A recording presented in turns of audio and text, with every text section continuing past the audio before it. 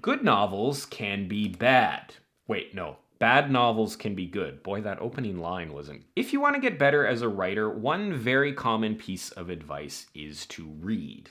Like, a lot. Reading is one of the best ways to absorb elements of the craft. You will pick up on approaches and methods that can be applied to your own writing, not to mention the exposure to ideas that will help fuel your creative engine. With the importance to writerly improvement that reading fosters, it makes sense that what you should read is also very important. At first blush, it might seem that you should fill your reading roster with the best of the best, that high quality, exemplary works of fiction should be the only thing that your eyes are exposed to. Yes, I know. On the surface, this makes sense, but if we dig a little bit deeper, we'll see that the issue is a bit more complex. What you read as a writer does matter to an extent, but the approach you take to that reading and what you glean out of the process is far more important and something that is arguably divorced from the quality of what you are actually reading. In fact, reading lower quality work could actually have some significant benefits, and that's what I want to talk about today. Let's start by discussing this matter of quality. Novels are incredibly subjective, and what one person finds engaging and well written might come across as drivel to somebody else. Personal preference, your past reading experience, and your overall degree of hoity-toityness go a long way in determining one reader's definition of quality. Assessing the quality of creative writing is tricky, so for the purposes of this discussion today, I'm going to simplify it quite a bit. For today, I'm defining a good novel as something that you want to replicate, a novel that you really connect with, a novel that makes you say, man, I'd love to write something like this someday. On the flip side, a bad novel would be something with obvious flaws that you want to steer clear of. The feeling of, I could write something better than this, or this story didn't work out and I could make it work, or the feeling of, man, I really hope my novel doesn't turn out like this one because this is complete garbage. That's what we're defining as a bad novel. Any novel that you read can either serve as a benchmark of the quality that you want to achieve in your own writing, or a cautionary tale for what you want to avoid or improve upon. Whether the novel is good or bad will give you something to strive towards, or possibly strive away from.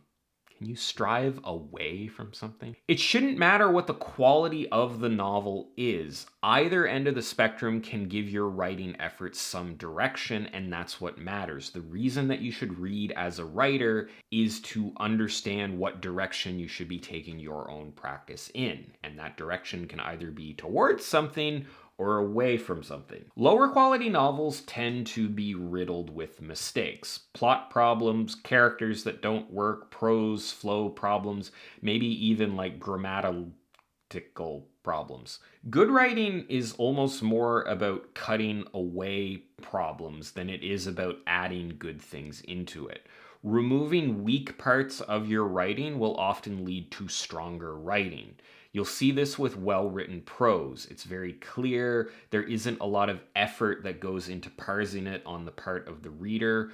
Good writing is almost invisible. It 100% makes you feel things emotionally, but the consumption of the writing, understanding the ideas of the author, is so easy as to make the process of experiencing that emotion and experience that writing almost entirely seamless. This means that understanding what makes good writing good can be tricky because a lot of the things that make good writing good are the absence of things that make it bad. This gives bad writing an advantage here because it's way easier to know what shouldn't go in your writing when you see it there on the page in all of its crummy glory. Until you see someone using adverbs in a really bad way, until you read a passage where somebody is really misusing adverbs in a way that would inspire all of the endless advice about not using adverbs, until you see that for yourself, it's really tough to understand why adverbs are a bad idea. Same thing goes for telling versus showing, or passive voice, or any of the other stuff that you're encouraged not to include in your writing. It can be hard to understand why you shouldn't include it until you see some writing that does include it. Improving your writing is akin to cleaning it up. If all you read is high quality, ultra polished work, then you may have trouble understanding where you need to do some scrubbing. It's like if you walk into a kitchen that's already been cleaned, you would have no way of knowing where that kitchen is likely to get dirty, where you would actually need to go and start cleaning. Sure, it gives you a lot of cleanliness to aspire to, but you won't learn where the common points where problems can crop up. You won't know where you should be cleaning in your own kitchen. Good writing doesn't do anything to make you aware of imperfections. Bad writing, on the other hand, puts these things on full display. However, just reading bad writing is not enough, and this brings me to the final point that I want to discuss today.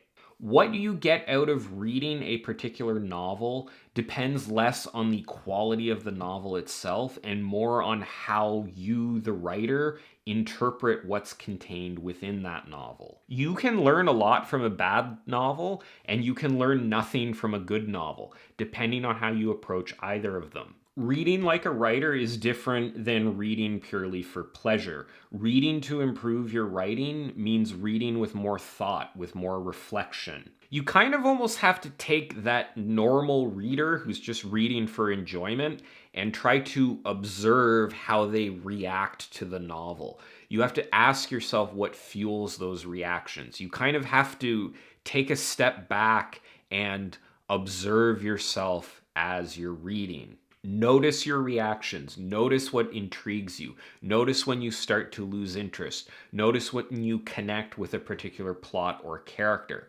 Even notice things like if you've been reading for half an hour, 45 minutes, and you get the urge to put the book down, try to think about what was happening in the book that made you want to put it down. Those are the kinds of things that you should pay attention to as you're reading if you want that reading to translate to improvement in your writing. And this same thing can happen with either a good novel or a bad novel. Learning what triggers the reaction is what's important. That can happen because something was executed well or because something was executed poorly. The observation and understanding is where the money is, and that is driven by you and how you approach the work. The people who learn the most, the people who become the most successful in increasing their skills, are the ones who do this work, regardless of the quality of the material they consume. This conscious observation and reflection is what matters. That's what will allow you to absorb information and improve your own skills. This is something that is independent from the quality of the work. Does this mean that you should just read poorly written work?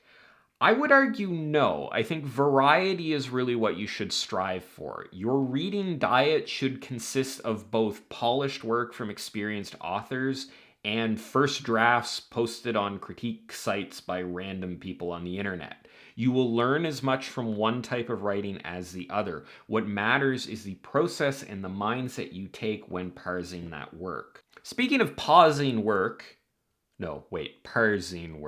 Oh, wait, that doesn't work. Speaking of pausing work, well, we weren't talking about pausing work.